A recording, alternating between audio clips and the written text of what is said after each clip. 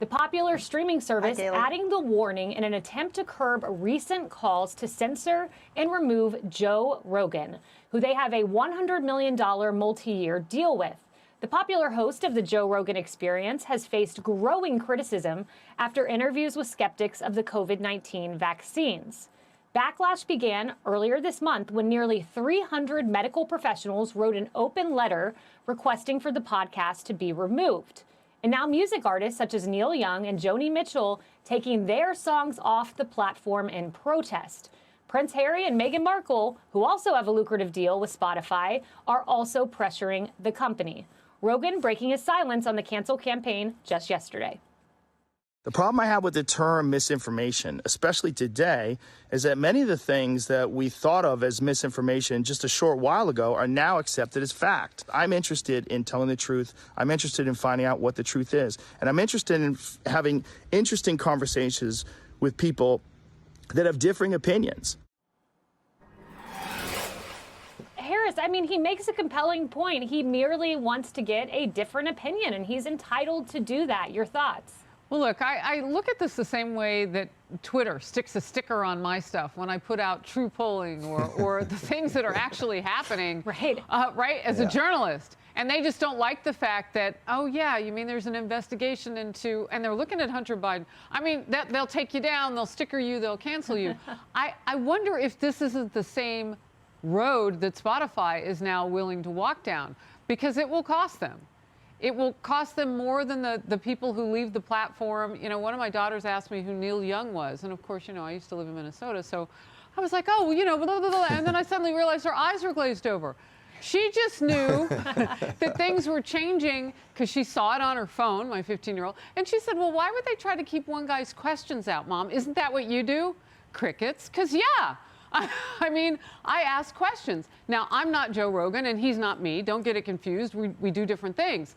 But we bring up some topics that are considered to be those things that people are not always comfortable with us asking about. Does Spotify have the kind of fact-checking foundation or history to be able to say what is informational and what isn't? That would be my question to them. You know they want to sticker me for asking that. We'll wait. Right. And we've seen Twitter try to go into the fact-checking realm. It hasn't really worked out well. There's a lot of total disparities, including this, Joey. Joe Rogan, the most powerful part of his 10-minute response to all of this was this portion where he talked about so-called misinformation. Let's listen. 8 months ago, if you said, if you get vaccinated, you can still catch COVID and you can still spread COVID, you would be removed from social media. They would ban you from certain platforms. Now, that's accepted as fact. If you said, I don't think cloth masks work, you would be banned from social media. Now, that's openly and repeatedly stated on CNN. If you said, I think it's possible that COVID-19 came from a lab, you'd be banned from many social media platforms. Now, that's on the cover of Newsweek. Yeah, Joey, that's the point. You would be banned for saying all these things that are now accepted as fact. Yeah, real quick, in the words of the greatest Southern rock band of all time, I just hope Neil Young remembers a Southern man doesn't need him around anyhow. And I think that goes for most Americans. What Neil Young has done is taken himself, absolutely. I mean, if you can't tell by the way I'm dressed where I'm from, I mean, come on. But listen, Neil Young has taken himself out of the conversation. Instead of saying, hey, Joe Rogan, let me come on your podcast as someone who brings my own audience and talk to you about why I take issue with that, he's chosen to step out of the conversation. By taking himself off of Spotify, he just ensures more people have no clue who he is. This is an antiquated rock star who had a chance to be relevant again, not by being a part of a conversation, but by protesting in a way that is cowardice, in my opinion. That doesn't move you anywhere. That doesn't move the conversation. Listen, I take the doctors that go on the Joe Rogan podcast with the same grain of salt as I take the people that pontificate on Twitter about this knowledge they do or don't have. And I say grain of salt, what I mean is part of the conversation. It's a puzzle. It's a piece of the puzzle. It's up to me and the doctor I trust, the one doctor I trust, the one I go to decide what's best for me. That's a very American thing, and I think that that is all that Joe Rogan has ever advocated for. Nothing about Joe Rogan's podcast leads me to believe he's against any of these things. But what he is for that scares people to death is critical thinking and independent thinking by Americans exercising their freedom. And anyone who would advocate to take those podcasts down are absolutely scared, but they're scared of the truth not lining up with their own moral vindication. And I'll tell you this, what Joe Rogan's apology is, that was a compromise between him and Spotify. That's what this is. The idea that Joe Rogan will put out a statement and allow Spotify to put this tag on there, that's because his audience is too big for them to lose him, and the squeaky wheel gets the grease. The Neil Youngs of the world are being louder, but Joe Rogan's audience is more effective, and this is the compromise they found. As far as that goes, I don't have a problem with it, but I hate that Joe Rogan had to do anything in response to doing his job. Yeah, Joey Jones for the win this morning. You are winning all kinds of points by one. Citing Leonard Skinner, my husband texted me during the soundbite, tell Joey Jones I love his camo jacket. You're just bringing it today. Leslie, you know who's not bringing it? Who's not bringing it is a guy named Prince Harry. Let's take a listen to this flashback. I don't want to start sort of going down the First Amendment route because that's a huge subject and one of which I don't understand because I've only been here for a short period of time. But you can find a loophole in anything. Laws were created to protect people. Mm-hmm. Right? Yeah. That's how I see it. I got so much I want to say about the First Amendment. Yeah, I still don't understand it, but it is bonkers. Of course they don't understand it. They wanted to own us. So, right. He has concerns about this Spotify, and this is the guy who's anti-First Amendment, Leslie. You know what? I'm probably going to get canceled. By the way, before I come on TV and after I'm done, people tell me Fox should fire me on a daily basis. Check out my Twitter feed. No. So Harris, I feel your pain. I feel your pain. So here's the thing, okay? I wear it like a badge. I don't really listen to anything that Harry and Meghan say. So sorry. Since they jumped the pond and won't let the babies see Grandma, it bothers me just a bit. But that aside, as a talk show host for over 30 years, I have an opinion on this. Okay, I have had the opportunity to interview some really uncomfortable people, Holocaust deniers, grand wizards of the KKK, and I made the decision not to. One, because I'd probably get fired at one point on the radio stations I worked at, but another because I always felt I had a responsibility that my listeners could be unlike Joey, because you did a great thing. You said, I take it with a grain of salt. So do I, but some people don't. And therein lies the danger. Neil Young, Joni Mitchell, and possibly Foo Fighters and other artists have a right to put their music on whatever platform they want.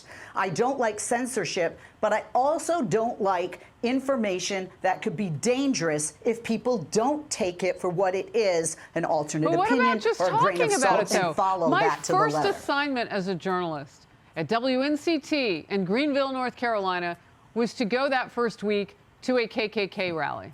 And people actually talked with me, which nobody in my newsroom would believe that would have happened.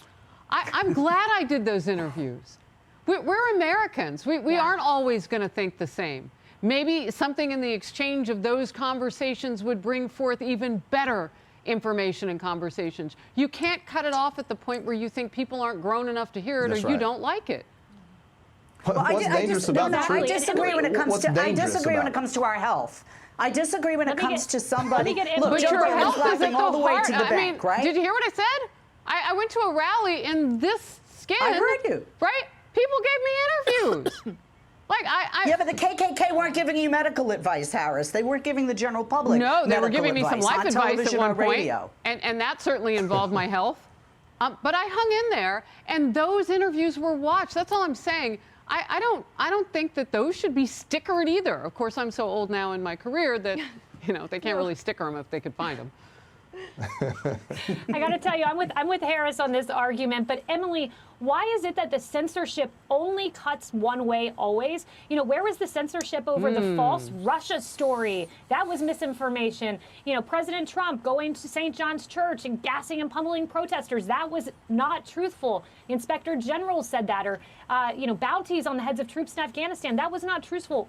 Where is the censorship in the misinformation labels when it goes in the other direction? Because the political culture of the far left has allowed them to think that they can get away with censorship, but without being labeled as such, right? Let's go back and look at their playbook.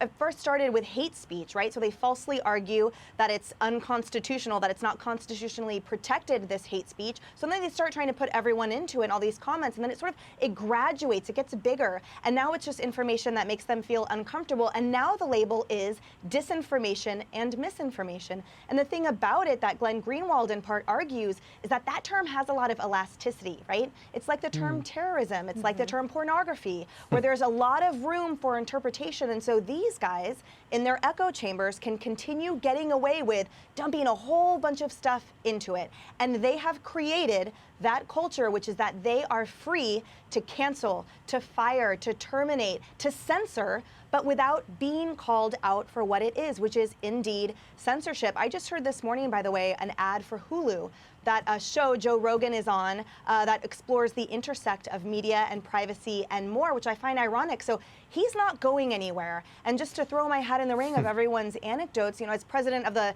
Federalist Society in law school a long time ago in the early 2000s, my role there on campus was to bring the other side. So whenever we had a presentation, we got to turn it into a debate, and I got to bring the other side. And back then it was actually acceptable, right? That was discourse, that was the conversations. You all have mentioned that apparently Neil Young and the like are just afraid about because they're going down that black hole of complete extinguishment. The great debate. Yeah, so I can tell you if Spotify has to choose between Joe Rogan and Harry and Meghan, go with Joe every time. Hi, everyone. I'm Brian Kilmeade. I want you to do me a favor. I want you to click to subscribe to the Fox News YouTube page. This is the only way that I know for sure that you're not going to miss any great commentary, any great news bites, any great interviews coming your way on Fox. You can get it all here on YouTube. So subscribe right now.